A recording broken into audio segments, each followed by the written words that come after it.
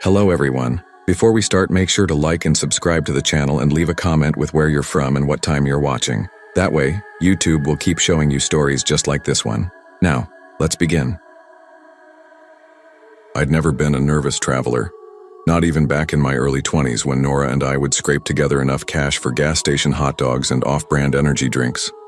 The road always felt like the safest place to be. Safer than the cracked sidewalks back home where I'd clutch my keys like a weapon just to walk 2 blocks after dark. Something about the open highway made the world feel manageable. Windows down, music up, wind cutting through the stale car air. The blur of trees and towns behind us like we were leaving our problems in the dust. But that changed the summer of 2014. Nora, my best friend since high school, and I had mapped out a 10-day road trip from Kansas City to San Diego. We'd done quick getaways before, Nashville one weekend, Austin another. But this was different. This was the kind of trip you take before real life settles its claws into your shoulders. Before rent, bosses, and health insurance start dictating everything. We planned it down to the hour. Stops in Denver, Moab, Vegas. Final destination, the Pacific. One last adventure before we both had to pretend we were adults. We hit the road. That Friday morning, sun already punching through the sky. That deep Midwest blue you only get before the humidity kicks in.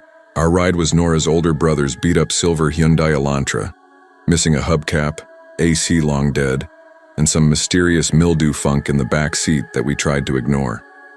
It wasn't pretty, but it was ours. By the time we crossed into Colorado, the sky was smeared with streaks of orange and red, like someone had lit the edges of the clouds on fire. We planned to crash that night in a cheap motel in Grand Junction before hitting Utah. But first, we needed gas. We pulled off I-70 near a blink-and-you'll-miss-it place called Halpern Springs. It wasn't really a town, more like a sad cluster of life trying to exist in the middle of nowhere. A gas station, a rundown diner with a hand-painted open sign, a few trailers in the distance swallowed by dark fields.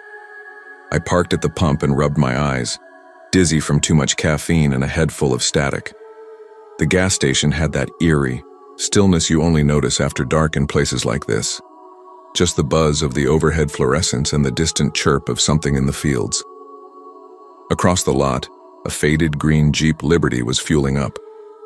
2 girls stood beside it, talking and laughing over the noise of the pump. Maybe a few years younger than us, college kids maybe. Looked like they were on a similar trip. Backpacks in the back seat, maps shoved into the dash. I almost smiled. Then, I noticed the black pickup truck. It was parked 1 lane over, engine off. Big old, dented like it had seen too many winters. The kind that shakes when it starts and rattles like something's always loose under the hood. I wouldn't have looked twice if not for the man behind the wheel. Late 30s or early 40s maybe. Brown skin, scruffy beard, and a sweat-stained baseball cap pulled low. But it wasn't his look, it was his eyes. He wasn't moving, not pumping gas, not talking, just sitting there, hands on the wheel, staring through the windshield, watching the 2 girls, not a glance, not a casual look. Watching. I froze. For a second I told myself I was tired, my brain playing tricks. But when I stepped out to stretch and looked again, he was still doing it, unblinking. His head didn't turn, but his eyes followed their every move, like he was memorizing them. My skin prickled. I leaned into the passenger side where Nora was, scrolling through her phone. "Hey," I said low. "Do you see that guy?" She looked up, following my gaze. "Yeah, that's creepy as hell." We both kept watching as the man slowly leaned back and twisted the key. The engine coughed to life, deep and guttural. He didn't drive away immediately, just let the truck rumble for a second before rolling slowly around the building, disappearing behind the station. Nora shifted in her seat. "He didn't get gas," she said, more to herself than me. "Let's just go inside." We grabbed a few things inside, water bottles, granola bars, a couple bags of chips. The cashier was an older woman, probably mid-50s, caked in eyeliner and wearing a faded Def Leppard tee. She was smoking behind the counter like it was still 1995. "You girls just passing through?" she asked as she rang us up. "Yeah," Nora said, headed, to Utah. The woman lit a fresh cigarette off the end of her last one and squinted at us through the smoke. "Stick to the highway," she muttered. I paused mid-reach for my wallet. "Why?" I asked, my voice casual but something in me tightening. She shrugged. "Cops in Castle Ridge are no good. Crooked, real nasty. Had a girl disappear there last month. Backpacker. They never found her." She said it like she was warning us about the coffee, just a casual mention of someone vanishing off the face of the earth. Outside, the green Jeep was gone, but the black truck wasn't. The lot was completely empty now. The hum of the gas station faded behind us as I climbed into the passenger seat, still glancing over my shoulder. One bar of signal blinked in the corner of my screen. Useless. Nora slid behind the wheel, silent, jaw tight. She turned the key, and the Elantra coughed to life. Gravel crunched under the tires as we pulled back onto the highway. We hadn't been driving more than 5 minutes when I spotted them. "There," I said, pointing through the windshield. Up ahead in the right lane, maybe half a mile, was the green Jeep Liberty, the same one from the gas station. But what made my stomach drop was what came behind it. The black pickup. "He's right on them," Nora muttered, gripping the wheel tighter. "What the hell is he doing?" The truck was tailgating so aggressively its headlights practically swallowed the Jeep. The beams lit up the entire back seat like a flashlight pressed against a tent wall. "Too close. Way too close, Jesus," I said under my breath. The pickup swerved suddenly, jerking into the left lane and accelerating to match the Jeep's speed. He was riding even with them now, window down, body half turned like he was shouting. Could see the man clearly in the glow from the headlights behind us. His mouth moved fast, angry. Aggressive. The girl in the passenger seat of the Jeep had her phone out, hand trembling. The driver, blonde, probably the one I saw laughing at the gas station, gripped the steering wheel so tight her knuckles looked bloodless. "He's trying to get them to pull over," I said, my voice rising with panic. And then we saw it. The Jeep's blinker flashing right. "No," I hissed. "No, don't stop. Please don't stop." But they were slowing down, creeping toward the shoulder. The truck matched them, brake lights flaring. But then, something changed. Maybe he noticed us creeping up behind, or maybe he realized there were witnesses now. Either way, the second the Jeep rolled to a full stop, the pickup gunned it. Tires screeched, engine howled, and the truck shot forward, tearing down the highway like a wounded animal fleeing the scene. We pulled over just behind the Jeep. Nora threw the hazard lights on and we jumped out without thinking. The two girls tumbled out of their car. The blonde looked pale and shaken while the other, taller, dark hair and a high ponytail, looked like she was about to vomit. "He said he was a cop," the blonde stammered as we approached. "Said we were swerving and he needed to pull us over, but he didn't show a badge or anything. He just kept yelling. Kept saying if we didn't stop, we'd go to jail," the ponytail girl added. "He's not a cop," I said firmly. "We saw him at the gas station.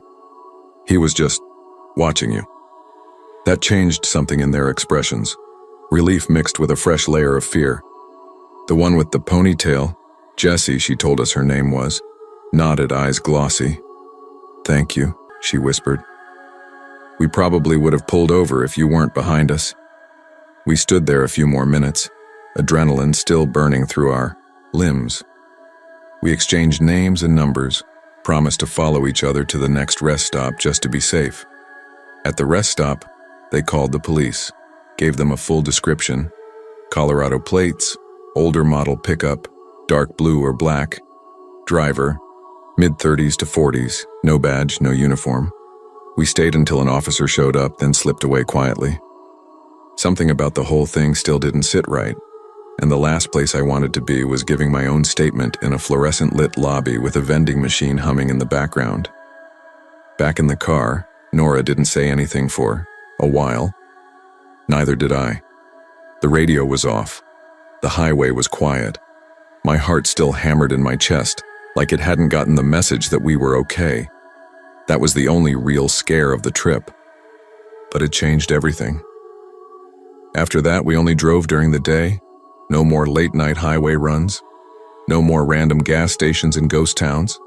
We kept pepper spray in the front cup holder, locked the doors every single time we got out, even if we were just steps away. When we got back to Kansas City, neither of us told our parents. I think we both knew how they'd react.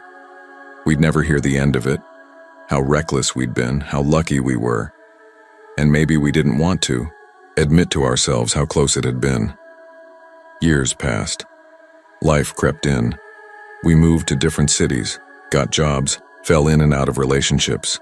Eventually, the road trip just became one more memory filed away in the chaos of our 20s.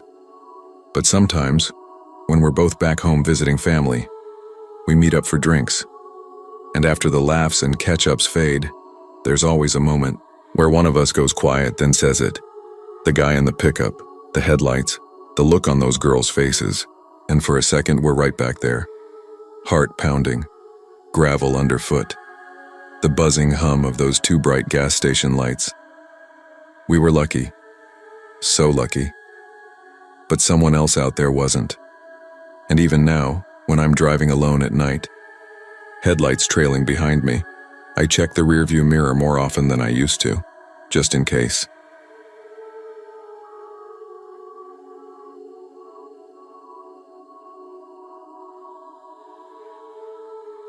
I hadn't planned on going home that weekend. Hell, I'd been actively avoiding it. Not because I didn't miss my family, I did more than I let on, but because going home meant cracking open all the emotions I'd carefully boxed up. Obligation, guilt, conversations I wasn't ready for. I was 22 in my last year at the University of Northern Utah, finally learning how to stand on my own 2 feet without crumbling. But all of that steadiness shattered with a single call. It was Thursday night, 11:20 p.m. Sharp. The campus, library was nearly empty, quiet in that eerie way that only late-night buildings get. I just wrapped up cramming for a molecular biology midterm, numb fingers, fried brain, and was walking across the second-floor corridor when my phone buzzed in the pocket of my hoodie. Mom flashed on the screen. I almost let it ring out, but something, maybe that tight knot in my stomach, made me swipe to answer. "Hey," I said, voice scratchy from too much coffee and not enough sleep. There was a pause, then her voice, trembly and too soft. "Sophie, it's Grandpa. He's in the hospital. They think it might be soon, maybe this weekend." I didn't speak. I couldn't. The silence hung there, cold and sharp like a draft under a locked door. My throat went tight. Grandpa Ray practically raised me. While Mom pulled double shifts at the ER, he made sure I had hot lunches, bedtime stories, and someone cheering the loudest at every middle school recital. He was gentle but tough. Old school. His laugh could pull you out of your darkest day. "Quailing." "Come home," I said quietly, heart thumping in my chest like it wanted out. "I didn't want to pressure you," she said. "I know you've got—" "You're not," I cut her off. "I'll pack now. I'll leave tonight. I'll be there by morning." It was a 9-hour haul from Logan, Utah to our hometown, Twin Rivers, California, a dot on the map buried in the Mojave, just past the Nevada line. I'd made the drive before, usually with friends or broken up over 2 days. This time would be solo. Just me, the highway, and every damn memory I'd spent years trying to outrun. 12 a.m. I hit the road with nothing but a half-packed backpack, my laptop, and a sleeve of gas station snacks. My old Jeep Liberty, dusty and temperamental, gave a groan as I turned the key and pulled onto the freeway. Headlights cut a path through the black silence ahead. The road was barren, save for the occasional trucker barreling past or the glow of red taillights fading into the distance. I kept the window cracked to let the cool air sting my face and tuned the radio to some AM talk show. True crime stories, old interviews, conspiracies. Anything to keep my brain from drifting too far into its own haunted corners. Once I passed the Utah-Nevada border, the terrain shifted. The mountains fell away, replaced by endless flat scrubland and dead-looking brush. A no-man's land. The kind of place you could scream in and never hear an echo. There was a place I always stopped about 6 hours in. Rusty Joe's. One beat-up gas station and convenience store just outside a ghost town called Silverbend. It looked like it had been forgotten by time, cracked stucco walls, neon signs buzzing with more static than light, and old vending machines, blinking like they were on life support. It was also the last real stop before the loneliest stretch of highway I had ever driven. 100-mile stretch hugging an old mining route. No cell service, no lights, just desert and the slow crawl of panic that came when you realized how truly isolated you were. A.M. Rusty Joe's looked like something out of a dream. Or maybe a memory. The sky was just starting to bruise purple and orange, bleeding into the darkness. My eyelids felt like sandpaper, but adrenaline, plus a gas station Red Bull I'd crushed an hour earlier, kept me semi-alert. I rolled into the lot and pulled up to pump 4, the only one still half-lit by a flickering overhead bulb. Killed the engine. The Jeep gave one final shudder like it was tired too. Inside it was dim and smelled like stale coffee and old leather. Behind the counter stood an old man, skin like sun-dried parchment, watching a busted TV with static lines cutting through, some war documentary. "Morning," I mumbled, grabbing a paper cup and filling it with what passed for coffee. He didn't look up, just grunted like the sound annoyed him. I used the bathroom, flickering fluorescent light, cracked mirror, that weird buzz in your ears when the silence feels too thick, and came back out. I perched on the hood of my Jeep, clutching the warm cup in my hands, steam rising in the desert chill. The wind had picked up slightly, brushing against my face, whispering through the rusted signage above like it had something to say but couldn't form the words. I tried to psych myself up for the last leg of the drive, but something about the moment felt off, like something was watching, like the desert itself had taken notice. Then habit kicked in.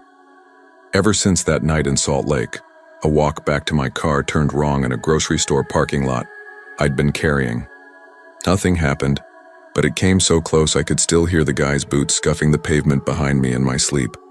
My dad helped me get the concealed carry permit, took me to the range, taught me how to handle the weight of a weapon.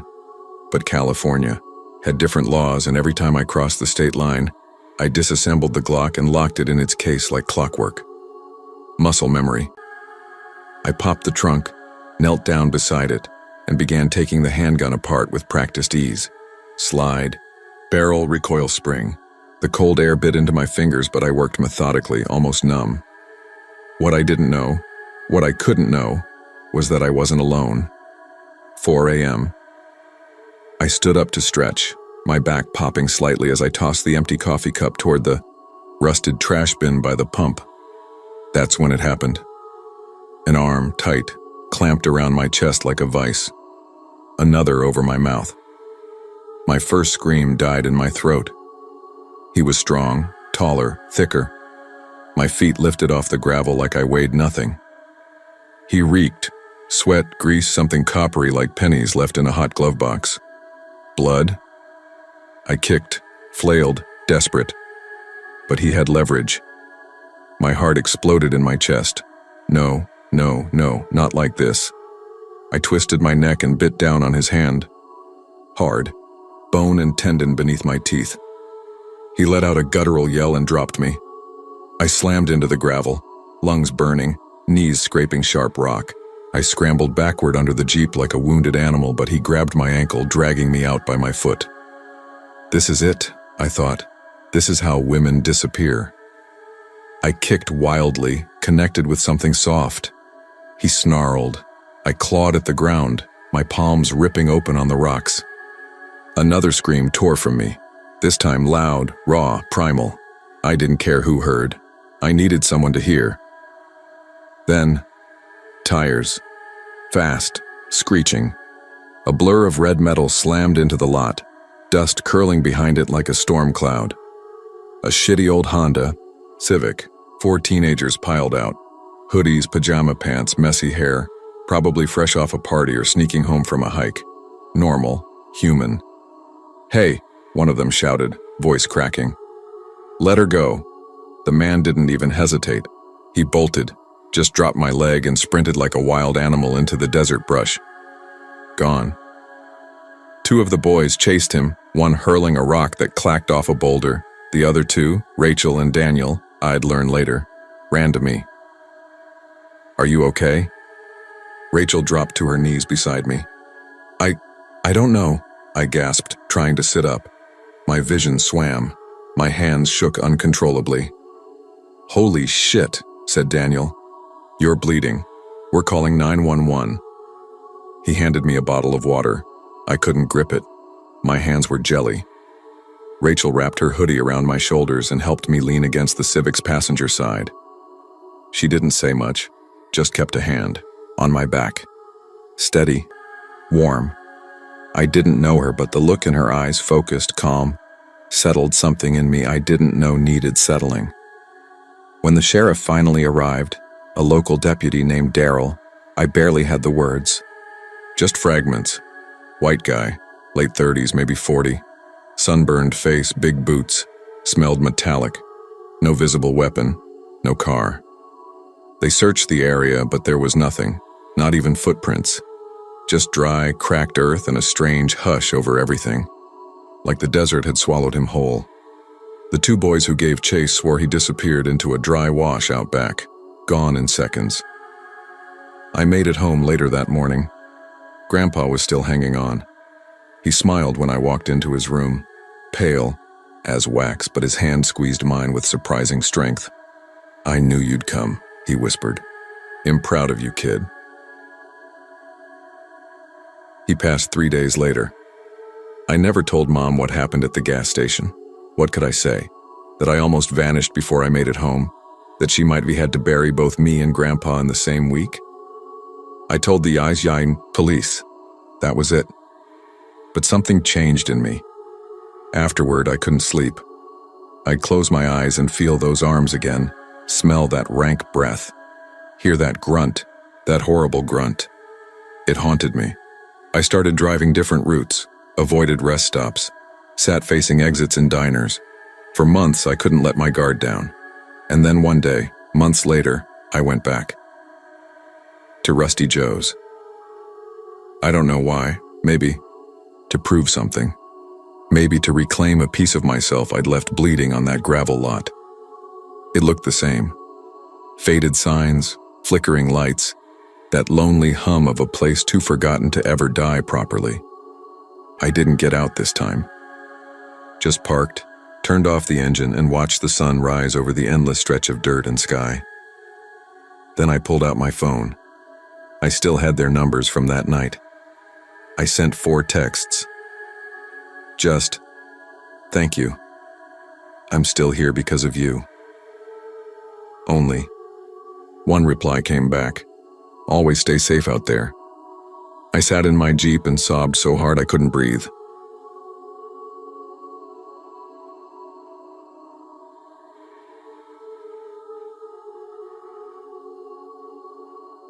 I used to love driving at night.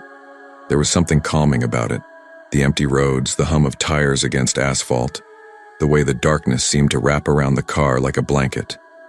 No angry drivers, no blinding sunlight, just me, my playlist, and the long stretch of road whispering promises of freedom. But that was before that night, before I learned what real fear felt like, the kind that seeps into your bones and doesn't leave, even when the sun comes back up. It started, like a dozen other road trips I'd done before. I was helping my friend Lauren move from one no-name town to another, Linden to Maple Hollow, deep in the rural sprawl of southern Texas. Lauren had flown ahead to meet the landlord and pick up the keys, and I volunteered to drive her old Nissan, down with a few moving boxes and her cranky cat Tibbles riding in a carrier in the back seat. It sounded easy. I'd driven solo plenty of times before, but I hadn't counted on a busted passenger side door lock, a dead zone with no cell signal, or a goddamn thunderstorm that came out of nowhere. The trip started smooth, an hour on I-69, then another hour on a winding state road. Around 8:30 p.m., somewhere between Refiner's Ridge and Maple Hollow, I must be missed a turn. The signs were useless. Most were faded, rusted, or dangling sideways like they'd been slapped around by a tornado. I pulled into a sad-looking gas station with one flickering overhead light and a Coke machine that looked like it hadn't worked since the 90s. The guy behind the counter, late 60s maybe, with thick glasses and a tobacco-stained mustache, looked up from his radio just long enough to grunt. "You can turn around, take the loop back through Renner or cut through the old county road. Lot quicker that way." I should have turned around, but I was already behind schedule and Tibbles was yowling like a demon. I told myself I'd just be saving time. Just a quiet road through the woods. No big deal. At first it was paved. Then the pavement gave way to gravel. Then gravel became uneven dirt. And then it turned into something else entirely. Slippery, sludgy, and riddled with potholes. That's when the rain started. Not just a drizzle. It was like someone flipped a switch and unleashed a monsoon. My wipers went berserk, but it didn't matter. Visibility dropped to nothing. The high beams lit up sheets of rain and the occasional shimmer of branches overhanging the road. I slowed to 30, then 20, then crept along at 15, knuckles white on the wheel. Thick forest on both sides. No driveways, no fences, no lights, and no damn bars on my phone. That's when it started. That pressure in my chest, like something unseen, was tightening its grip. I wasn't panicking yet, but a part of me knew. You're on your own out here. I kept whispering just one sign, just one road marker, something to confirm I was still heading somewhere. Still moving toward civilization and not deeper into nothing. That's when I saw it. Up ahead, just barely visible through the storm, a crooked green sign on a metal pole. I slowed to a crawl. My tires sloshed through the mud and I edged as far to the right as I could. No shoulder, just a steep drop into trees and brush. Hazard lights blinking. Tibbles quiet in the back finally. I didn't want to step out into that mess, so I leaned over the center console, wiping the fogged-up windshield with my sleeve. My breath fogged it back up almost instantly. I squinted through the rain, trying to make out the sign's lettering. And that's when I noticed something strange in the reflection of the glass. Just a flicker. Movement, like someone standing a few yards behind. The car. That's when it happened. The passenger side door burst open like something had torn it loose. At first I thought maybe the wind caught it. Hell, the storm was strong enough. But then I saw him. A man, soaked to the bone, skin pale beneath drenched clothes that clung to his wiry frame. His eyes locked on mine. Hollow and unblinking as he grabbed the inside handle with both hands and started climbing in like he belonged there. Like this was his car. My body reacted before my brain did. "Hey, get the hell out!" I screamed, my voice cracking in panic as I scrambled to shift gears. My foot slammed down on the gas.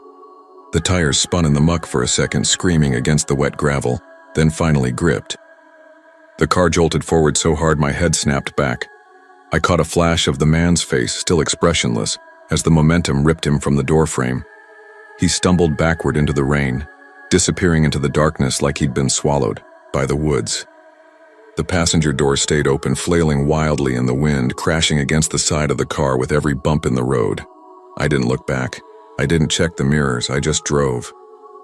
The rain slammed against the windshield in thick, deafening sheets. Trees flew past in a blur. The road was barely visible, just a suggestion beneath the wheels. Every pothole sent the open door bouncing. And every time it moved, I flinched, half expecting to see another pale hand snake in from the shadows and latch onto the frame.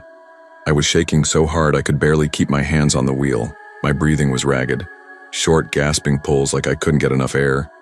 My heart thudded so violently I swore I could hear it over the storm. I don't know how long I drove like that. Maybe 30 seconds. Maybe 5 minutes. Time didn't mean anything. Everything narrowed to that one task. Drive. Don't stop, don't slow down. Just go. Finally, trembling and soaked in sweat, I risked leaning over. My hand fumbled for the swinging door, fingers slipping on the wet handle. It took 2 tries, but I managed to yank it shut. The sound of it slamming home nearly made me sob, with relief. And then I just kept going. No music, no GPS, just the soft buzz of the tires and the hiss of the rain. Tibbles was silent in the back, curled in his crate like a ghost. My hands didn't stop shaking until I hit pavement again. Eventually, lights appeared in the distance. A diner sign, a gas station, then a cluster of houses. Civilization. I pulled into the driveway of Lauren's new rental, slammed the gear into park and opened the door. She ran out, smiling, waving, calling out, "You made it. How was the drive?" I stepped out, legs buckling under me. I made it 2 steps before doubling over and throwing up in her driveway. She was stunned, obviously. I told her it was just nerves and a long drive. I didn't tell her the truth until days later, and even then, I left things out. I didn't want to scare her, didn't want to sound crazy. But deep down I knew something was wrong with that man. That wasn't just some lost hiker. He didn't wave me down. He didn't knock on the window or shout for help. He knew I would stop there. He acted like he'd been waiting. The next morning, I called the local sheriff's office. I didn't expect anything to come of it, just wanted to get it off my chest.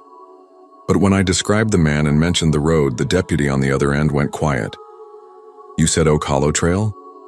he asked after a pause. "Yeah," I said slowly. Another long silence. Then, "You're not the first." My stomach dropped.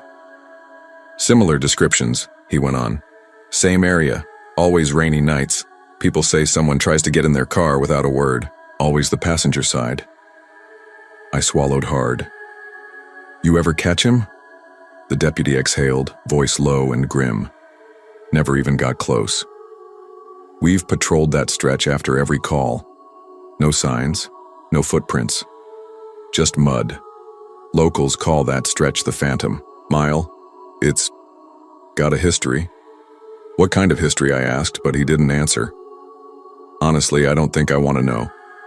All I know is, I don't drive at night anymore. Not alone. Not through the woods. Not in the rain. And if I ever find myself on a dark road, no signal, staring at some rusted sign I can't read, I won't stop. I'll keep driving no matter what."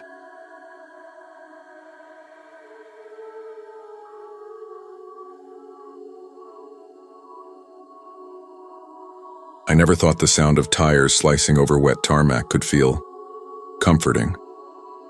But in that moment, with the engine humming low and the breath of 3 sleeping mates soft around me, it almost felt like a heartbeat. Familiar. Steady. Something to anchor myself to in the middle of a night so dark it felt like the world had blinked and forgotten to open its eyes again.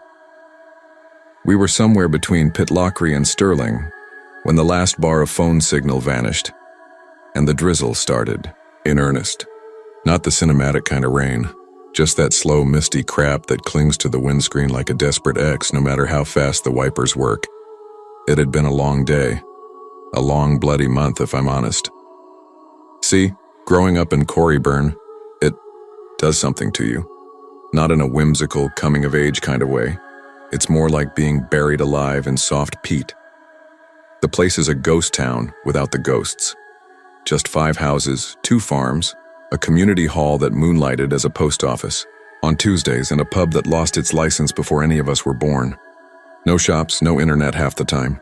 And if you missed the only bus out, once at 6 in the morning, once maybe later if the driver wasn't half cut, you were screwed. For me, Dean, Richie, and Finn, getting out wasn't a dream. It was survival.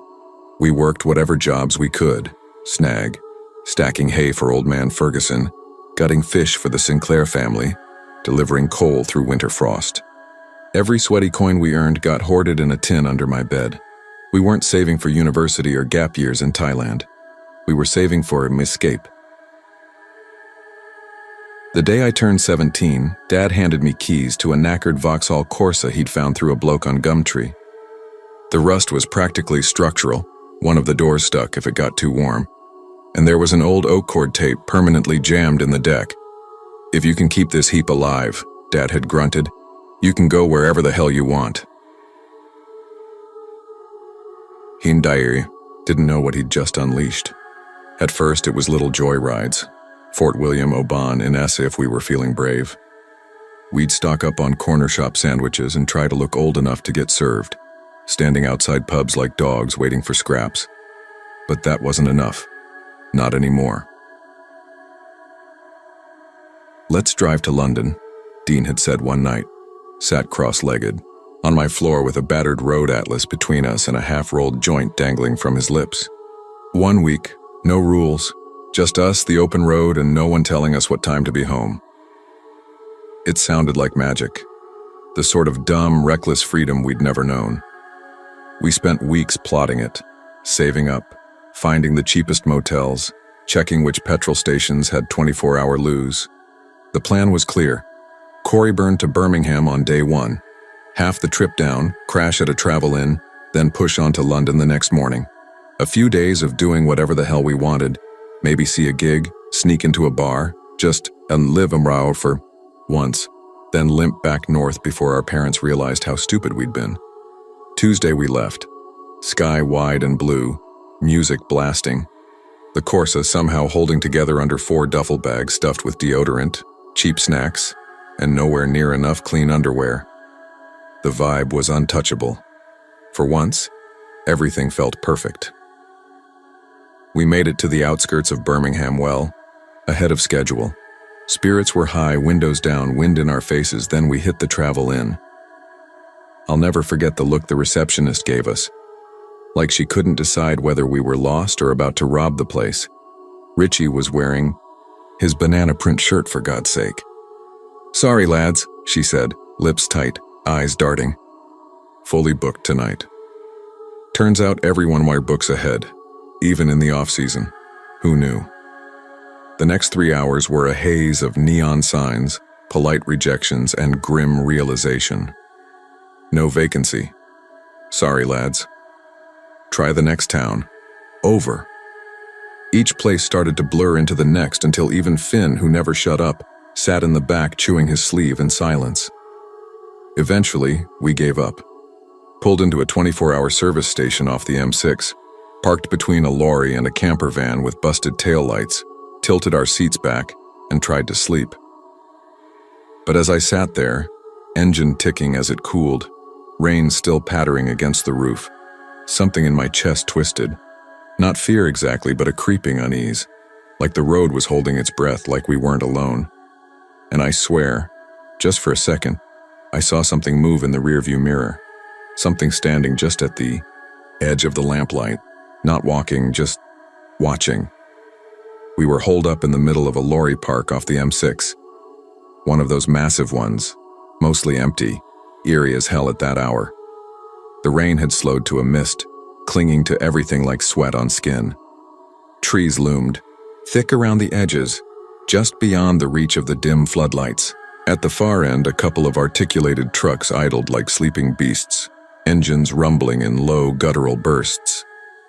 I pulled the Corsa beneath the one working light and cut the engine. One by one, the lads crashed. Finn slumped over his hoodie. In the back, Richie's head pressed to the window and Dean snoring softly in the passenger seat. Me? I couldn't sleep. I sat there, hands loose on the wheel, staring through the smeared windshield as droplets crept down like tears. Every now and then, headlights flickered across the lot from the motorway behind us. Too far to feel close. Too close to forget. The silence settled in slowly, not the peaceful kind. The kind full of things you'd rather not hear. The engine, clicking as it cooled. My breathing, uncomfortably loud. The fluorescent light above us buzzing in a way that felt almost nervous. Somewhere between waking and sleep, I felt a hand on my shoulder. A sudden jolt. "Oi, Logan. Need a slash?" Dean mumbled, rubbing at his eyes. "That's me. Logan McCrae. Should have said that earlier." Our Corsa was a 3-door, so I had to crawl out first for Dean to get through. He slipped off toward the edge of the lot, muttering about not pissing in front of Richie's banana shirt. I chuckled, half awake, and sat on the damp curb, elbows on knees, the cold biting into my skin. Somewhere in the distance, a bird called once, sharp and fast. The hiss of the trucks filled in the rest. Then it happened. A snap. Not loud, but sharp, like a dry branch cracking under something heavy, then rustling. Fast. Close.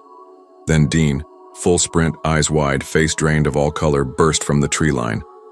Start the car, Logan. Start the fucking car." I froze for a split second, confused. Was he taking the piss? Some prank? He wasn't. Something moved behind him, fast, wrong. Not like an animal, not like anything I'd ever seen. Just shadows at first, shifting shapes in the dark. But the dread that hit me, deep and physical, was ice through my veins. Dean yanked open the door, nearly pulled it off the hinges, and we tore out of that lot so hard the tires screamed. I didn't look back. I couldn't.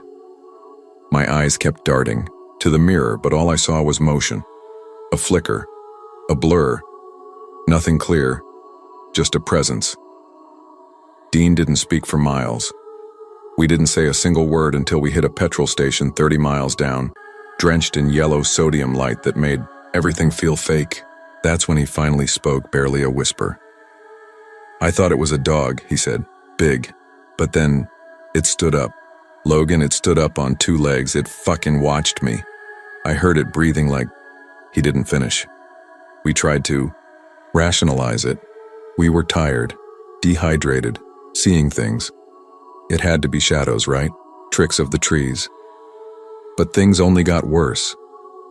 Everywhere we stopped, we started noticing stuff.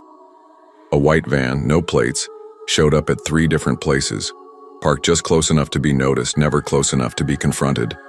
And then there was the man with the limp, long gray coat, pale face, eyes that didn't focus. We saw him once at a service station near Milton Keynes, then again in Watford, just standing outside a chip shop like he'd been waiting. Same coat, same limp, same vacant stare. Richie swore he woke up one night and saw someone crouched in the hedge, near the car, not moving, just watching. Said the figure was tall, wrong-shaped, like it didn't belong there.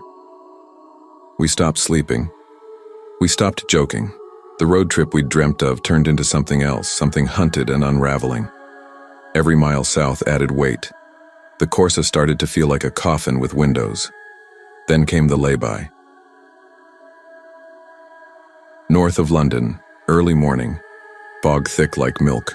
We pulled over for what was supposed to be a 10-minute rest. Finn got out to stretch. He never came back. We searched, ditches, woods, the tree line. Nothing, not even footprints in the mud. His duffel was still in the back seat. Phone dead in the footwell, no struggle, no scream, just gone. We called the police, of course, told them he must have wandered off, maybe sleepwalking. We left out everything else, the van, the thing in the trees, the impossible man with the limp, because none of it sounded real. Not even to us. They searched for days. Dogs, drones, posters. Nothing. We stayed at a hostel nearby, too stunned to even go home. Dean stopped eating. Richie cried in the shower when he thought no one could hear. I just stared at my hands, wondering if any of it was my fault. Eventually, we left. We split up. Dean moved to New Zealand. Said he needed the ocean. Richie joined the army. Needed to feel powerful again. Me? I came back to Corryburn. Haven't driven south since. Sometimes I see that same white van. No plates. Parked at the edge of the village. Still. Silent. Waiting. I never go near it. I just lock the doors. And pray. But on the quiet nights, those long, heavy Highland nights, I still hear it, that breathing, low, wet, right behind me.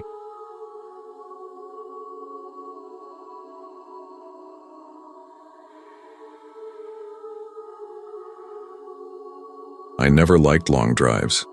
Something about the endless road, the motion, the silence between mile markers, it made me uneasy. But Brandon, my best friend since middle school, thought it would be the summer we'd never forget. A 2-week, cross-country road trip before adulthood scattered us like leaves in a storm. There were 4 of us in the car. Me, Brandon, his girlfriend Kayla, and her younger cousin Jenna. The idea was to drive from our quiet town of Fairford, Kentucky, all the way to Crescent Bay, California. No schedules, just back roads, national parks, greasy diners, and cheap motels. We left on June 9th, 2019.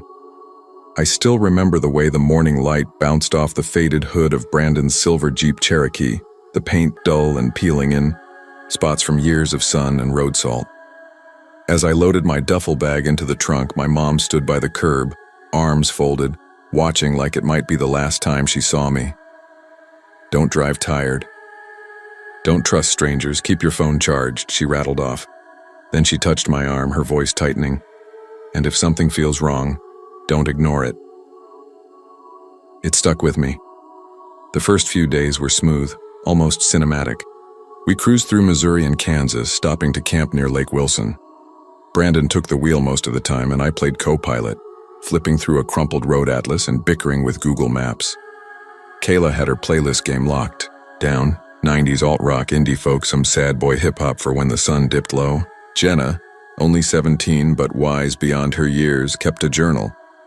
She wrote down every oddity: a man at a rest stop who stared a little too long, a gas station bathroom with a stuffed bear propped up behind the toilet, dead eyes locked on you as you peed. On the night of June 12th, somewhere near the New Mexico border, we pulled off for gas and spotted a sun-bleached wooden sign: Azure Springs, next right. None of us had seen it on the map. Curiosity won out. The town felt like a snapshot from the past: wooden storefronts with flaking paint, a blinking red streetlight at the only intersection, and a general store that looked like it hadn't updated inventory since Eisenhower. Jenna called it Instagram vintage. Kayla joked that it looked like a set from The Twilight Zone. I kept my mouth shut, but in my gut it felt off. Still, we were tired, running low on gas, and the desert sky was already draining of color. The Desert Palms Lodge was the only place with vacancy, or any sign of life really. The manager looked like he'd been carved from old leather. Thin, angular, tattooed forearms faded from sun and time. He took a little too long handing Kayla the room key, his eyes never quite meeting mine. "Try not to wander too far after." "Dark," he muttered, like it was just something you say to out-of-towners. But he didn't smile.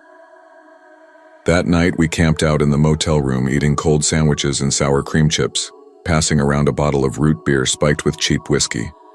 Brandon brought up a name out of nowhere: Liam Halpern, an old friend, supposedly living 20 minutes outside of Azure Springs. "I haven't seen him since junior year," he said, eyes flicking to his phone. "He was always into survivalist stuff, used to joke about living off-grid." I raised a brow. "And you just now remembered he lives out here?" Brandon shrugged. "Figured it was worth checking." Jenna opted to stay back, saying she wanted to catch up on journaling. Probably just wanted a break from the chaos. Kayla insisted on going with Brandon. She never let him wander far without her. That left me with a choice I'd later regret. Sikyo. 3 of us hit the road around 8:30 p.m. The sky was deepening into that hazy violet where shadows begin to stretch long and weird. The air smelled like scorched rubber and desert sage, dry and gritty against the skin. "You sure about these directions?" I asked, peering out the windshield as we rattled down a narrow road that seemed to be eating itself at the edges. "Yeah, I got a pin," Brandon said, holding up his phone. The signal had already dropped to 1 bar, then none. We drove in silence for another 15 minutes, headlights cutting through the dark like razors. Then we saw it, a rusted metal post sticking out of the ground, half buried in dust. No sign, no markings, just old weld scars where a placard used to be. Right behind it, a trail led off to the right. Narrow, unpaved, swallowed by desert brush. Brandon didn't hesitate. He turned onto it. "Dude, what are you—" "I swear this is it," he muttered, leaning forward, squinting at the dark ahead. The trail wound through dead scrub and broken fencing until we reached what might have once been a ranch house. Now it was just a carcass of wood and rust. The roof had caved in long ago and weeds had claimed the porch. A broken swing creaked faintly in the wind. I glanced at the clock. 9:07 p.m. Everything in me screamed to leave, but Brandon had already opened his door. "Liam!" he called into the dark. And that's when I noticed there were no bugs, no wind, no sound at all. Just that awful stillness, the kind that makes your skin crawl before your brain knows why. I remember that tree, the bent mesquite near the splintered fence, gnarled like a hand reaching toward the sky. It jogged something loose in my brain, some deep instinctual alarm. Kayla shouted after Brandon, voice tight with fear, but he didn't turn back. He just kept walking toward the collapsed ranch house like he was under some spell. That was the last moment anything felt even remotely normal. The air inside the house hit us like a wall, cold, dead, still. Not desert cold, but damp, basement. Cold, like the house had been sealed up with something rotting inside. The smell was gut-wrenching. Meat left too long in the sun mixed with a metallic tang that clung to your throat, like blood in the back of your nose. Furniture sat under. Dusty white sheets. At first glance it looked untouched, but then I saw the footprints, bare, fresh tracking patterns through the dust like someone had been pacing in circles. My stomach twisted. From the back room, something shifted. A thump. Then a dragging sound. "Liam?" Brandon called out, his voice cracking, hopeful, desperate. He took a step toward the sound, but I grabbed his sleeve, whispering, "Don't." We rounded the corner anyway. The room was dim, lit only by moonlight leaking through a broken slat in the wall. A man stood there, thin, shirtless, pale skin streaked with grime and dried red. His ribs stuck out like fingers pressed against his skin from the inside. He was holding something that caught the light. A knife, maybe. A shard of glass. I couldn't tell. He didn't speak. Didn't flinch. Just stared with hollow, unblinking eyes like he'd been waiting for us. That was enough. We bolted, slamming through the front door, tearing across the dry earth. I don't even remember getting into the Jeep. Just Kayla screaming, Brandon cursing as he fumbled the keys, tires spinning in the sand as we shot down the dirt road so fast the whole car fishtailed. Brandon's knuckles were white on the wheel. Kayla had curled into herself in the back seat, sobbing uncontrollably. No one spoke for the entire ride back to town. We got to the Desert Palms Lodge a little after midnight.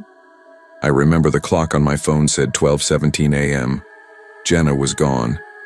Her journal was still on the bed, pen tucked neatly between the pages. Her phone sat on the nightstand, charging.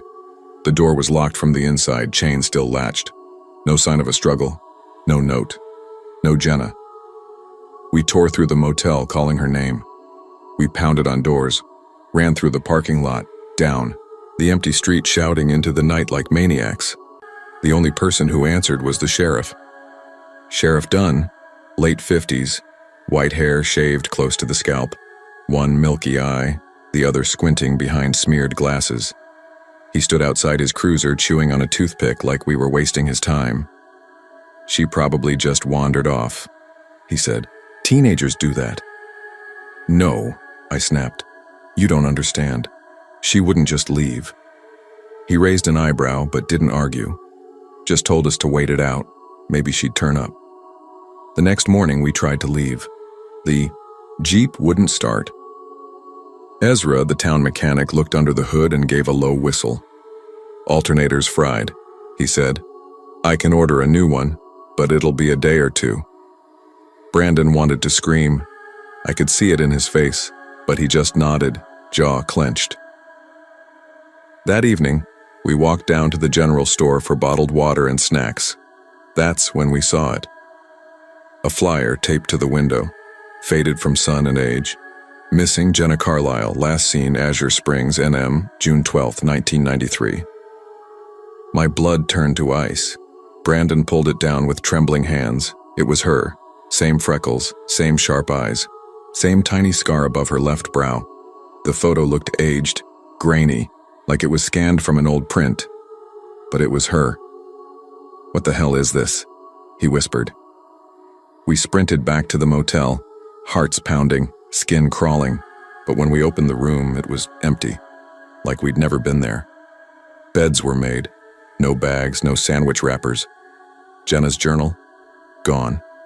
Even the guest book at the front desk didn't list our names.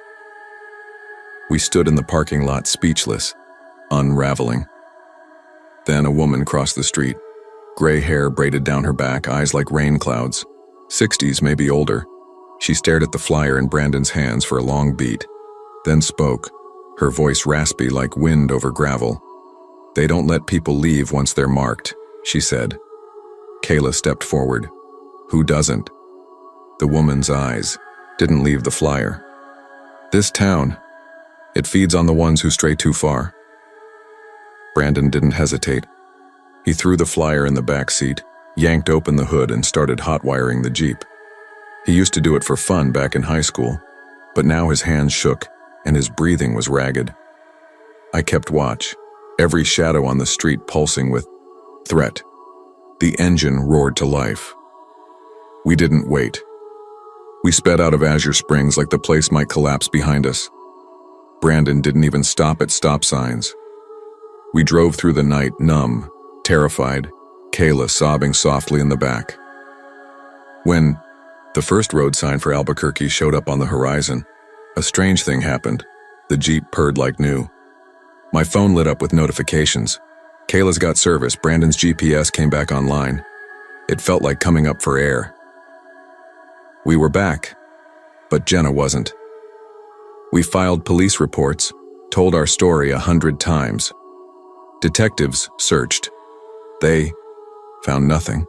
No record of a town called Azure Springs, no Desert Palms Lodge, no Sheriff Dunn, no Ezra. Gone, like smoke. Weeks later, I was scrolling through my phone, mindlessly flipping through photos from the trip. Desert roads, laughing faces, blurry sunsets. And then, something that made my skin crawl. A photo I didn't take. Jenna standing outside the general store, smiling wide, someone's hand on her shoulder. But it wasn't any of us.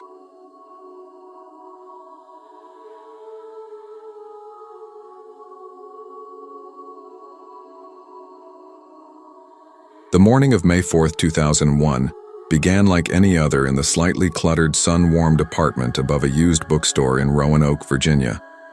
Madison Lane shuffled out of her room in one of Jake's old college sweatshirts, her brown hair a mess, eyes still glazed with sleep. April Thomas was already on the couch, mug in hand, legs tucked under her like always. Their place smelled faintly of burnt toast and eucalyptus. "Jesus," Madison muttered, blinking at the kitchen light.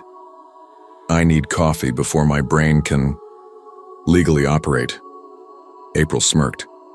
"We should put that on a mug, next to your other famous quotes, like, 'Laundry is a capitalist trap.'" Madison half grinned, grabbing the last of the oat milk, April's of course, because she couldn't stand the stuff. "Bite me." They were 20-somethings, tethered to each other by grief, laughter, and the quietly unspoken understanding of being a little lost. Grocery runs at midnight, singing off-key to Tori Amos.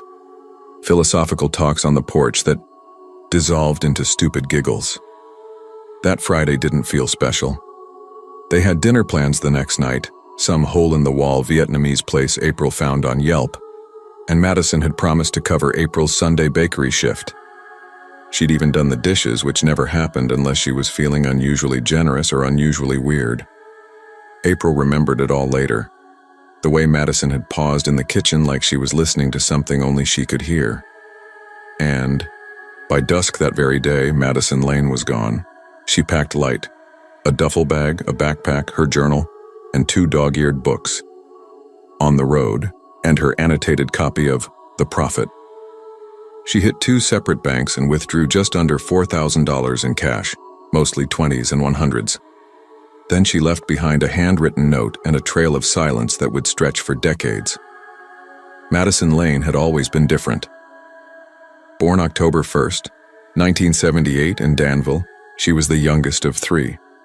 Bookended by 2 loud, football-obsessed brothers and raised by a mother who taught literature, and a father who rebuilt engines until his lungs failed him. By 16, she'd watched her father die on the living room floor. By 18, her mother was gone too. Her world caved inward. What emerged was a quieter version of Madison, still funny, still sharp, but cautious, like someone afraid to touch the world too hard in case it shattered again. She studied cultural anthropology at Hollins University, where she met April, fellow wallflower sarcasm enthusiast and tea addict. Their bond was immediate. They didn't so much become friends as collide gently, like matching puzzle pieces that didn't know they were missing something. There was no warning. None of the cliches, no sudden change in behavior, no ominous dream confessions, no frantic scribbles in her journal. That evening, Madison had just walked in, dropped her keys on the hook, and said with eerie casualness, "Hey, I'm gonna take a little trip. Just a few days, I think." April looked up from the couch. "To where, Mars?" "Just west," Madison said, brushing her bangs aside. "I need a reset." "You okay?" A long beat. "Yeah, just stuck. You ever feel like you're waiting for a message you forgot how to read?" April blinked. Not recently?" They both laughed. It wasn't tense. It wasn't dramatic. It just was.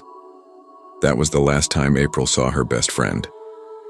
Before leaving, Madison scribbled a note and stuck it to the fridge. "April, don't panic. I'm not running from anything, just toward something I don't know yet. This is just a pause. Remember, everyone we meet is a mirror. Rent's paid, there's pasta in the cabinet. Please water the fuchsia. I'll be back soon. Mads. P.S. You're the only one who'd understand this.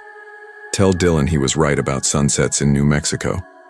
3 days later, April panicked. Madison's phone went straight to voicemail. No texts. Her Instagram, usually filled with sketches of random strangers, misty skyline photos, and quotes from philosophers April had to Google, was dead silent. By the 5th day, April called Ben Lane, Madison's older brother. He drove down from Richmond that night. Together, they tore through her room. Desk drawers, closet, even under the mattress. They found a single white envelope tucked behind a stack of old spiral notebooks. Inside, $160 in cash, their mom's silver pendant, and a typed page. "This journey is mine. Please don't follow. Love is not pursuit. It's trust." It wasn't a goodbye, but it didn't feel like a round trip either. Ben contacted the bank. He still had limited power of attorney from years earlier, when Madison had studied in Nigeria, Peru. That's how they found out about the withdrawals. But no trail after that. No hotel check-ins. No camera footage that police could access. Just a brief blur on a traffic cam heading west on Route 33 toward the Blue Ridge Parkway, and then nothing. Like she'd stepped out of frame and into some shadowed fold in the world. Some say she joined a commune. Others claim she walked into the woods and never came back. But April always believed there was something else, something Madison had sensed, like a whisper in the static, calling her from the edges of things.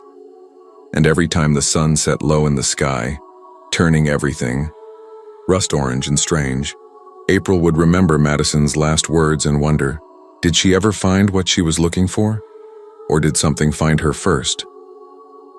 The paper trail told a story, not a dramatic one, no chaos, no panic, but a steady, deliberate unraveling. After leaving Roanoke, Madison Lane drove west in her battered blue Subaru Forester. She stopped for gas in Tennessee, checked into a roadside motel outside Little Rock, Arkansas, and bought a modest breakfast, eggs, toast, coffee, in Amarillo, Texas. Each transaction clocked in at 6 to 8 hour intervals. No impulsive purchases, no red flags. The spacing hinted at intention, like she was following a rhythm only she could hear. But it ended in a place called Espanola, New Mexico. Her last known footprint, a $9.80 debit charge at a dusty gas station on May 8th. Coffee and trail mix. Maybe a bottle of water. After that, the line goes dead. 9 days later, May 17th, a retired couple hiking through a stretch of the Santa Fe National Forest stumbled across a crumpled blue vehicle at the base of a rocky incline. From the road above, you could barely see it through the pines. The Subaru was wrecked, windshield smashed, frame bent, front axle curled under like a broken limb. But there was no blood, no glass embedded with hair, no torn fabric from clothes or injuries. The airbags were still pristine. The seatbelt showed no tension. It didn't look like anyone had been in the driver's seat when it went over. Inside was a still life. Half-eaten bag of trail mix, an empty gallon water jug, Madison's wallet, cash gone, cards intact, her worn journal, pages loosened from the spine but mostly legible. A pair of folded jeans tucked under the front seat with $600 stuffed in one back pocket. A single movie ticket stub, Waking Life, slipped inside a tiny envelope decorated with dried, pressed flowers. Her mother's silver pendant rested on the dashboard like a prayer offering. Blankets had been clipped across the rear windows with clothespins, forming a makeshift sleeping nook in the back. April would later say it looked like Madison had been living there quietly, purposefully, like the car was less a vehicle and more a cocoon. The conclusion came quietly. Someone, likely Madison, had sent the car over the edge. On purpose. The journal was where the real mystery began to unfold. Some entries read like poetry, fragments of thought woven through grief, spirituality, and raw introspection. If you want to disappear, do it with kindness. Do it without anger. I don't want to vanish, I want to soften. What if the end of the road is just the start of seeing yourself? Other passages sounded like instructions, like breadcrumbs left for a soul following behind. April and Ben read them in silence, sitting cross-legged on the apartment floor. April kept shaking her head. She wasn't trying to die, she said. This wasn't goodbye. It's more like untying. There were whispers after that. A waitress in Taos claimed a woman matching Madison's description came in for coffee, asked about meditation retreats, and left a $20 tip on a $4 check. Another report came from a hiker near Ghost Ranch. He saw a woman sketching rock formations in a spiral-bound book. She smiled at him, didn't speak, hiked on. Nothing could be verified. Then in late 2007, cold case detective Caroline Rhodes reopened the file. She asked one question: had anyone really examined the vehicle? She had the Subaru pulled from the lot in Albuquerque where it had been rotting beneath a tarp. What she found stunned even the skeptics. Under the hood, the engine had been deliberately rigged. Wires snipped, rerouted, soldered to a crude ignition bypass, something a novice mechanic might piece together after hours on survival forums or message boards. The setup was meant to send the car rolling without a driver. But beneath the hood there were fingerprints, smudged, partial, but enough for a forensic profile. Not Madison's. No match in any federal or state database. Not criminal. Not military. Not missing persons. Whoever helped rig the car was a ghost. The theories began. Some believed Madison had hired someone, maybe through underground channels, to help her vanish. April hated that one. She wasn't paranoid. She wasn't reckless. She wouldn't let a stranger that close. Another theory. She'd joined a monastery. There were off-grid spiritual communities scattered through the mountains, one of them just 30 miles from the crash site. But when questioned, none admitted to knowing her. Then came the darker possibilities. Maybe she'd trusted someone she met on the road, someone who seemed gentle, kind, someone who spoke in metaphors about self-discovery and change. Maybe they saw the soft grief behind her eyes and offered her a path forward. Or maybe they saw something else, a vulnerability, a way in. If there was foul play, why no violence? Why preserve her journal? Why carefully place her mother's pendant? These questions clung to April like fog. 24 years later, Madison Lane is still missing. Her disappearance remains one of the strangest unresolved cases in Virginia's cold file cabinets. April keeps her photo on the fridge. Every few years, someone calls, swears they saw her in a library in Oregon, a farmer's market in Flagstaff, a bus stop in Boulder. Nothing ever sticks, but April always answers. She wouldn't disappear forever, she says, unless she thought it would save us the pain of watching her fall apart. The Subaru remains in long-term storage. The fingerprints remain unmatched. And out there, in the pines of northern New Mexico, where the wind moves like breath through cathedral trees, some locals whisper of a woman who once passed through. Thoughtful, gentle, searching for a message she forgot how to read. Maybe she found it. Maybe she's still listening.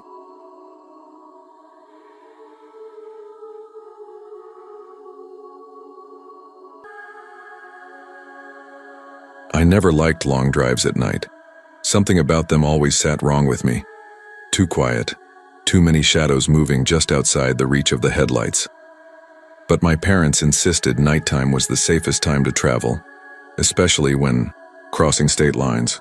Less traffic, fewer cops, cheaper gas. That was their logic. It was October 2013 and we were leaving Paterson, New Jersey for good.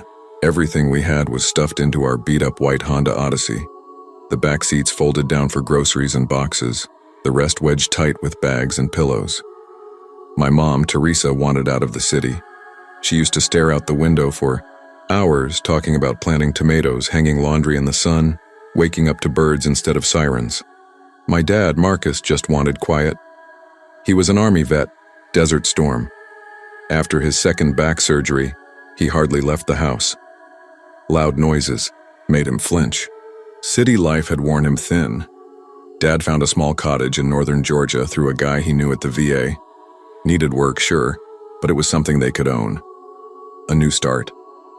We couldn't afford plane tickets, what with the rent hike and Dad's medical bills, so we drove. Dad behind the wheel, Mom navigating, me and my little sister Ellie curled in the back. Ellie was 10 and lived in her own world. Drawings, books, earbuds in all the time, humming along to whatever she was listening to. The drive had that familiar rhythm. Gas stations, rest stops, overpriced vending machine snacks. We were cutting through the dark back roads of West Virginia, somewhere along Highway 56. It was 1:20 a.m. The kind of stretch where your headlights are the only proof the world still exists. Trees pressing in from both sides, no towns for miles. Fog snaked across the pavement in slow, ghostly ribbons. Then I felt it. The van started slowing down, not braking hard, just easing off the gas like Dad had seen something. I blinked myself awake. Why are we stopping? There's someone in the road, Dad said, calm but tight. Military tone. I sat up and looked.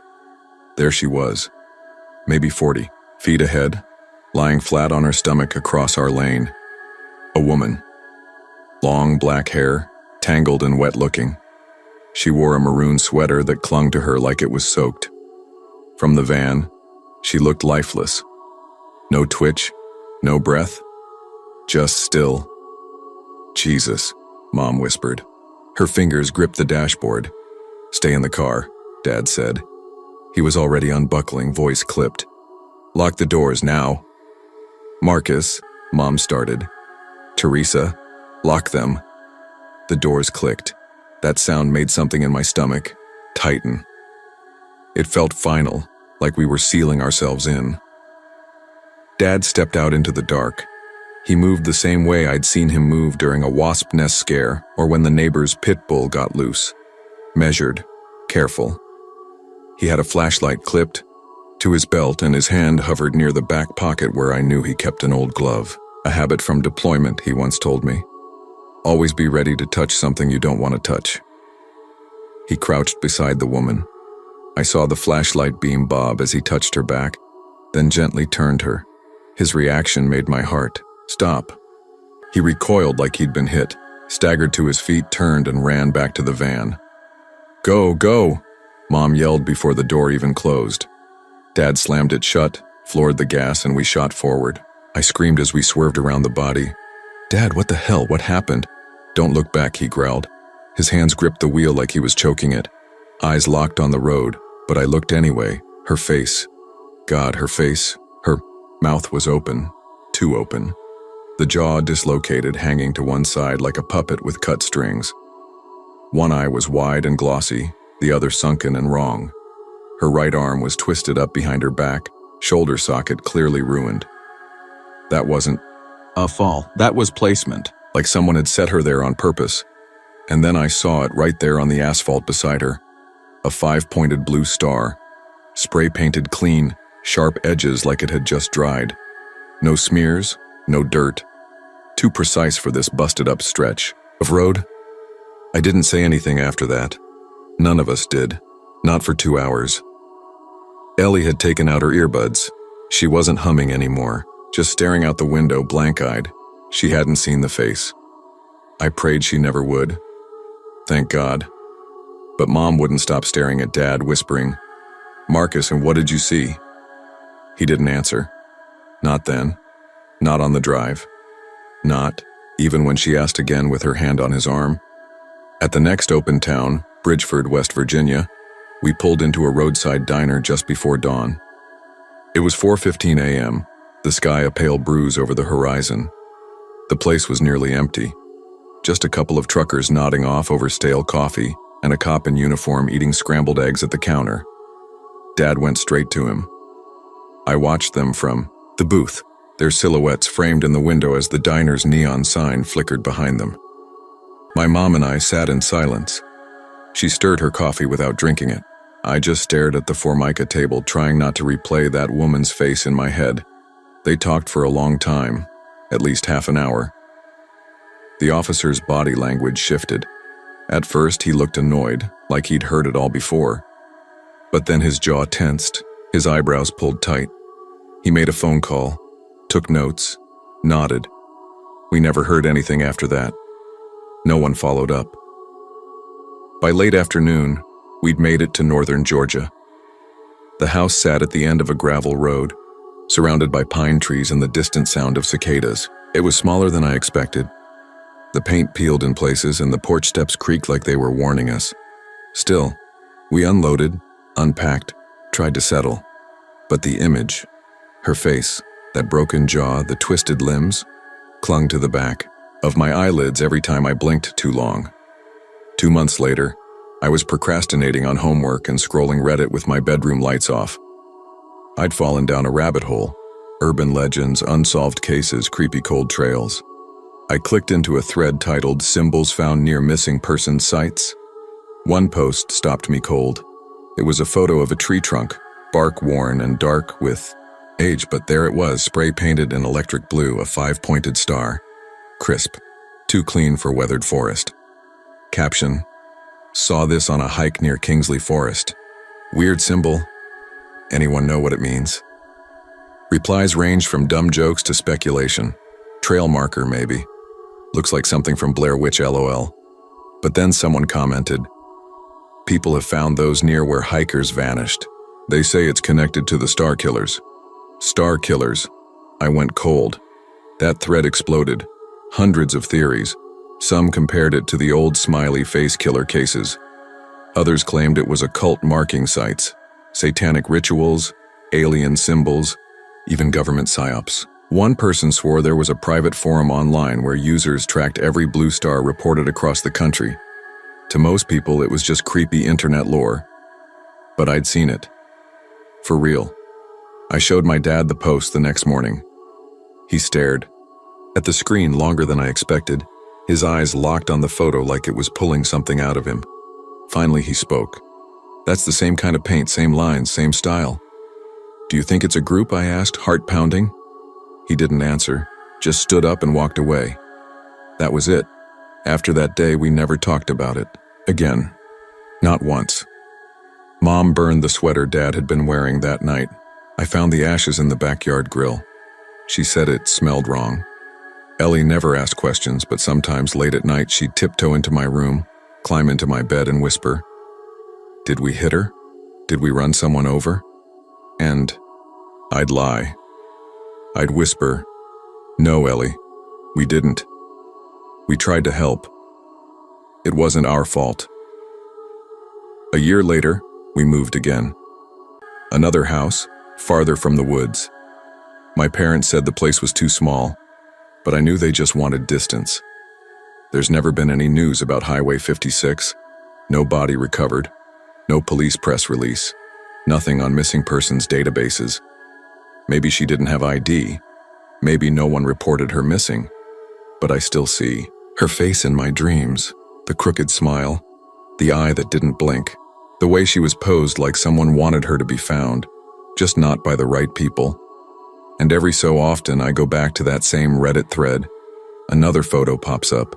Another blue star. Different location. Same clean edges. Same quiet terror. If you've ever seen one, if you've seen them, don't brush it off. Tell someone, post about it, before they mark someone you love next.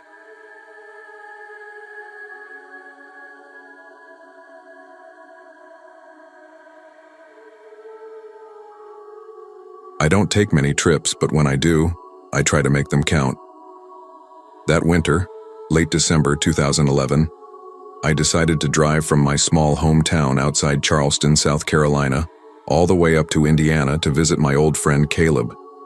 He just transferred to some college up near Bloomington.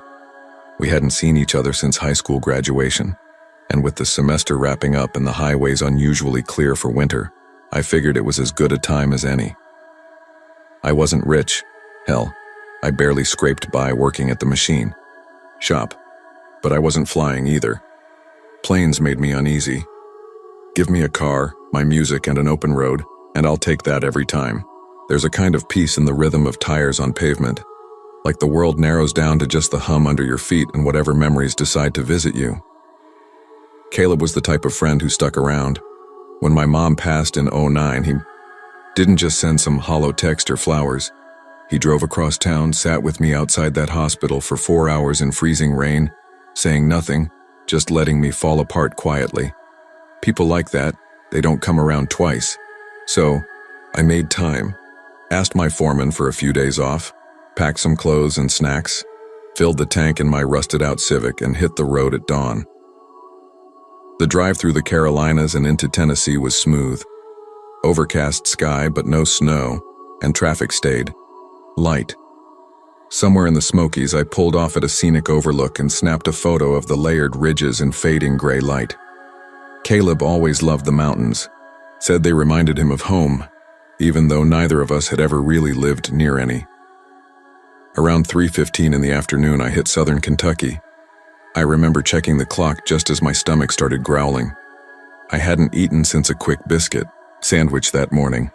A blue sign flashed by, exit 201, advertising a rest area and diner just off the ramp. Perfect. I needed a break and maybe a hot cup of coffee to keep me sharp. I took the exit and followed a cracked 2-lane road that curved gently through some leafless woods. After maybe half a mile, the trees gave way to a clearing and I spotted the gas station. It looked wrong, empty, too quiet.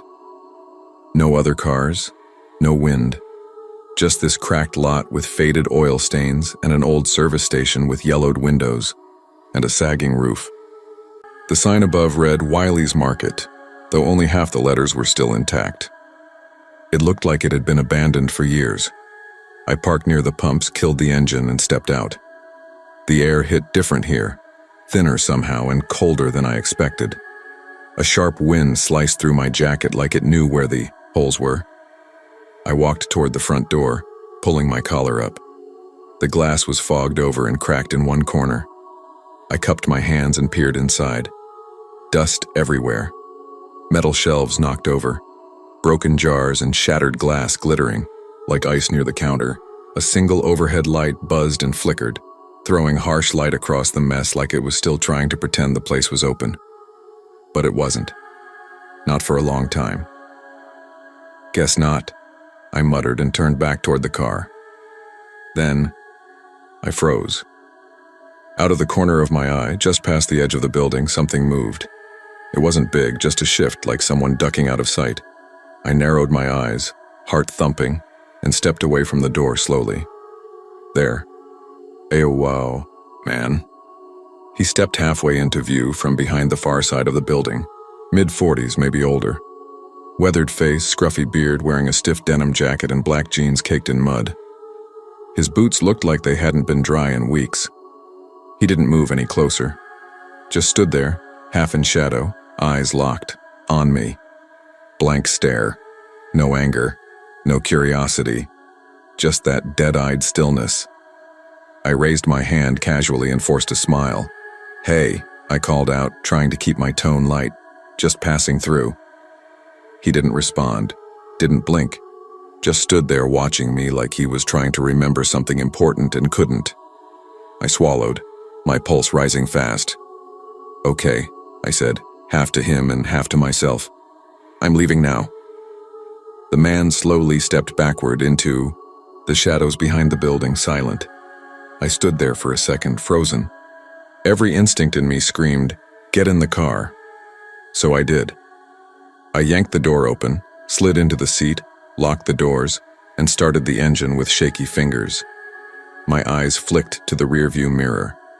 Nothing. The lot was just as empty as before. Pulled out fast, tires crunching over grit and gravel, and didn't look back until I was back on the highway. I tried to convince myself he was just some drifter. Maybe he lived back there. Maybe he was just trying to stay warm. But deep down I knew something wasn't right. There hadn't been any fresh footprints in the snow behind the station. Maybe he thought I looked like trouble. Or maybe he was the one afraid. But none of that explained the cold creeping under my skin. The kind of cold that doesn't come from the wind but from deep inside, like your body knows something your brain doesn't yet. 20 minutes later, that chill turned into a full-body dread. I was cruising down the empty stretch of I-65 doing about 65, maybe a little over, when I heard it. This awful screech like metal twisting, followed by a low vibration that made the steering wheel tremble in my hands. The car began to fishtail, not wildly, but enough to get my heart pounding. I eased off the gas, gripped the wheel tight, and guided the Civic onto the shoulder. Gravel popped under the tires as I rolled to a stop. "Shit," I muttered, stepping out, the cold hitting harder now. I walked around the back of the car, expecting maybe a flat. What I saw made my breath catch. All 4 tires, slashed. Not blown, not worn, slashed, clean and deliberate. Deep, angry gouges across the sidewalls. These were fresh. I stood there frozen, staring at the rubber like it might explain itself. These weren't cheap tires either. Michelin's, barely 6 months old. I'd driven over nails, glass, and God knows what else back home and barely ever got a scratch, but this wasn't bad luck, this was a message. I looked up. Empty highway. Tree lines on either side. No houses, no passing cars. Nothing. Whoever did this had done it back at that station, probably while I stood there like a damn idiot waving at him. I jumped back into the car, locked the doors, and pulled my phone from the glove box. My hands were shaking as I dialed 911. 911, what's your emergency? A woman answered, calm and clear. I tried to steady my voice. Yeah, I'm pulled over on I-65, about 20 minutes north of exit 201. All 4 of my tires have been slashed. I think someone did it while I stopped back at an old gas station. She asked for my location and said they'd send a trooper in a tow. Told me to stay put. I waited. 30 minutes. 45. Not a single car passed. Not one. Just me in the growing dark, every shadow outside the windshield feeling too close.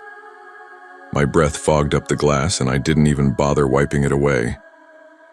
When the trooper finally pulled up, I almost jumped out of my skin. His cruiser lights flashed red and blue in the dark, strobing across the trees like something out of a nightmare. He stepped out slowly, older guy, maybe in his 60s. Clean uniform, kind eyes. But the moment he crouched to look at the tires, his face changed. Someone did this on purpose? He muttered, brushing a finger along one of the deep cuts. You said you stopped somewhere? Yeah, old station, off exit 201. Looked abandoned, but I thought maybe they had food or a bathroom. He straightened up, his brow furrowed. Exit 201, he repeated, almost like he didn't believe me. I nodded. He looked off toward the trees. That place hasn't been open in, 6 years maybe. Locals used to call it the last pump. Had a weird rep even back then. The owner died under strange circumstances.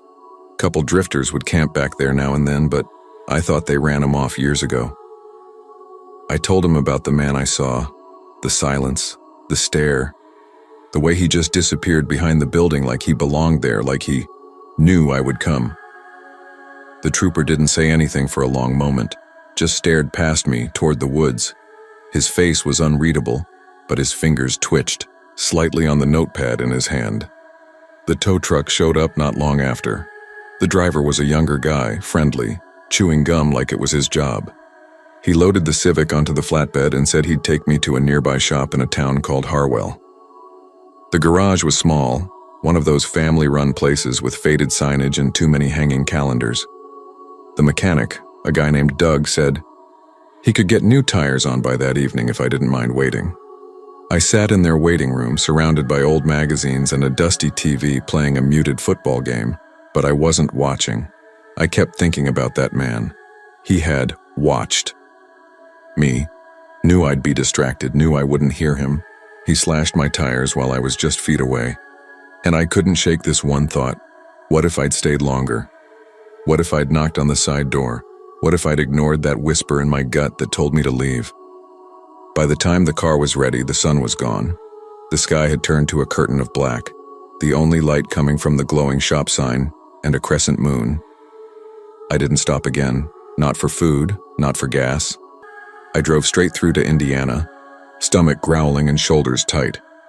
Caleb met me in the driveway, laughing at first until he saw my face. I told him everything. So did I when I got back. Co-workers, friends, even my brother. Most said it was just some crazy squatter. Could have been worse, they said. Could have been robbed, hurt, killed. But others? They shook their heads, told me they'd heard stories, that the station had a pull. People got drawn in. Not all of them left.